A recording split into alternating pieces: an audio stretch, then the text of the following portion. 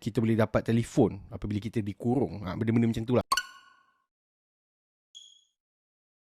Assalamualaikum dan juga salam sejahtera. Hai, kembali lagi ke Zaflog. So, hari ni kita nak buat sedikit review tentang sebuah filem terbaru di Pawagam, iaitu filem The Black Phone. Right, filem The Black Phone ini adalah sebuah filem yang diarahkan oleh Scott Derrickson yang pernah mengarahkan filem Doctor Strange yang pertama, dan diproduce oleh Jason Blum daripada Blumhouse Pictures dan juga dilakonkan oleh Ethan Hawke. Filem ini, first of all, saya ingin mengucapkan jutaan terima kasih kepada United International Pictures Malaysia kerana memberikan Zaf akses untuk menonton filem ini 2 minggu awal, kerana Zaf dapat interview Scott Derrickson, Jason Blum, Ethan Hawke. Okay, nanti video tu akan keluar, aku tak pasti bila dia akan keluar, selepas ataupun sebelum aku review ni. Dan hari ni kita nak review sedikit lah tentang filem The Black Phone yang hari tu aku tengok, dan Alhamdulillah aku tak tertidur macam Jurassic World. Basically mungkin sebab aku makan popcorn waktu tu. Okay, walaupun pagi barai juga, tapi boleh survive for the whole 1 hour and 45 minutes macam tu lah filem ni. Okay, so basically filem The Black Phone ini mengisahkan tentang dua orang adik-beradik ini, yang kehidupan dia ni lah macam family dia ada problematik. Lepas tu dia orang selalu pergi ke sekolah, sehinggalah satu hari tu dia orang, abang dia ni telah diculik oleh The Grabber yang dilakukan oleh Ethan Hawke. Dan apabila diculik itu, mereka ini telah dibawa ke dalam satu bilik yang agak macam ni lah, basement kan. Dan apabila dia cuba nak melarikan diri, ada pelbagai perkara mistik yang berlaku di dalam tempat yang dikurung itu. Okay? Contoh perkara mistik adalah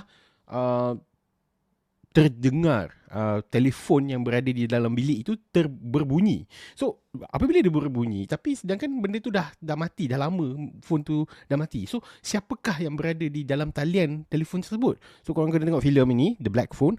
Okay, apa yang menariknya tentang filem The Black Phone ini adalah review jujur lah, apa yang aku alami semasa aku menonton filem ini kan. Technically dari segi story, it was quite interesting. Filem ini berjaya mengimplement something yang what if, okay, kita boleh dapat telefon apabila kita dikurung. Benda-benda macam tu lah. So idea dia memang sangat purely fresh. Cuma ada beberapa perkara yang aku rasa macam cerita ini terlalu macam menampakkan seolah-olah lakonan diorang ini adalah seperti filem-filem B grade, C grade tau. Contoh aku bagi example, watak kanak-kanak dan juga adult sikit lah. Okay? Watak kanak-kanak, dua watak utama dalam filem ini, yang dilakonkan oleh siapa tu? Yang dilakonkan oleh Mason dan juga Madeline. Mereka ini aku dapat rasakan macam dia punya lontaran skrip diorang sepanjang filem was quite pap. Dia tak ada gap tau. So benda tu nampak macam it was well planned. Dia tak ada gap langsung di antara conversation diorang, dan terlalu dari segi pandangan bahasa Inggeris je lah nampak macam baku. So dia tak nampak natural. So dia effect pada lakonan bagi aku, dia tak berjaya memberikan impak kepada penonton lah. Okay? So, aku kutuk-kutuk pun bukannya dia orang dengar pun. Anyway, ini hanyalah daripada penangan aku je lah. Sebab aku rasa macam dia tak adalah power sangat lakonan budak-budak ni semua kan. Kecuali Ethan Hawke, that's the thing. Ethan Hawke sebenarnya dalam filem ni, dia punya screen time untuk muka tu sebenarnya tak banyak tau. Dia kebanyakannya dia pakai mask. So in fact kalau orang lain yang menggantikan Ethan Hawke untuk melakonkan watak The Grabber ni, aku rasa tak ada masalah pun. Dia bedap je lah suara kan. Cuma yelah, dari segi method acting dia tu tak adalah menampakkan dia something yang wow berbanding filem-filem Ethan Hawke sebelum ini. Cuma aku rasa kalau nak dibandingkan dengan Sinister jauh lagi menyeramkan lah. Dia ada elemen horror dia dekat dalam bilik yang dikurung ini, dan juga ada juga momen-momen yang agak menyeramkan dari segi luar bilik tu. Contoh masa dia orang kidnap budak ni, dan ada banyaklah benda yang agak mengganggu fikiran aku menonton filem ini. Tapi dia tak adalah sebuah filem yang teruk. Okey je kalau nak layan kan. Dia is a light film lah. Dia tak heavy sangat. Okay, orang biasa pun boleh faham. Cuma ada beberapa plot hole yang aku rasa macam cerita Hollywood pun banyak plot hole yang obvious. Dia kind of obvious. Dia bukan kau tak perlu pun nak fokus sangat. Okay, aku tengok sejam 45 pun santai-santai je. Tapi aku boleh perasan something yang tak terjawab. Banyak benda tau. Contoh macam dia macam, okay, kebanyakan villain-villain yang daripada filem Hollywood ni, diorang ada satu tujuan. Bukan tujuan lah, kenapa diorang jadi jahat, kenapa diorang buat macam tu. Filem ni tak ada. Sampai ke sudah aku tak faham kenapa dia nak buat macam tu.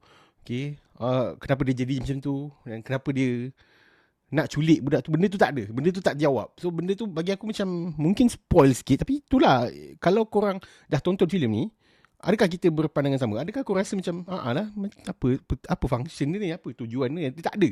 So benda tu, padahal idea untuk cara dia orang kurung dalam bilik tu dan kenapa, macam mana dia orang bagikan talian hayat kepada budak ni pun menampak macam it was nice. Benda tu aku tak terfikir pun. Boleh betul ke kan? Mana tahu boleh ada balas dendam ke apa daripada yang sebelum-sebelum ni kan. So dia ada menampakkan ada sedikit macam the call punya daripada Korea tu lah, tapi Korea punya konsep tu lain. Konsep ni lain juga. So yeah, berkemungkinan dari segi itulah bagi aku macam tak berapa. Okay. Selain itu apa lagi the Black Phone ni? I don't know. There's nothing much to be talk about this film, unless kalau korang suka horror, okay, filem-filem yang biasa-biasa punya, yang tak adalah gempak mana, dia macam cerita-cerita horror yang one off je. dia takkan ada sequel, dia takkan ada apa spin off ke apa, tak ada. Dia sekadar satu filem yang keluar tu je. Dia tak dia tak tahu, aku tak ada something yang untuk aku impress untuk tengok filem ni. Aku enjoy je sebenarnya. Habis tengok wayang tu, aku enjoy je sebab aku tak tertidur. Sebab adalah something yang menarik dalam filem ni. Cuma dia tak adalah something yang wow. Dia macam bagi aku biasa je filem ni. Okay. So yeah, rating aku untuk filem The Black Phone ni adalah sebanyak 3.5 bintang untuk filem The Black Phone. Korang boleh pergi tengok dekat Awagam. Kalau korang nak tengok interview tu, korang boleh tengok video tu dekat link dekat description. Okay. So ya, mungkin kita berpandangan berbeza. Mungkin aku rasa macam filem ni biasa-biasa, tapi ada orang kata lakonan Ethan Hawke power gila babi. Sebab aku ada tengok review daripada luar negara yang menyatakan lakonan Ethan Hawke memang berbeza dengan filem-filem dia sebelum ni kan. So aku macam mungkin aku, dari segi situ lah aku silap, aku letak expectation pada Ethan Hawke, sedangkan tak banyak pun benda tu kan.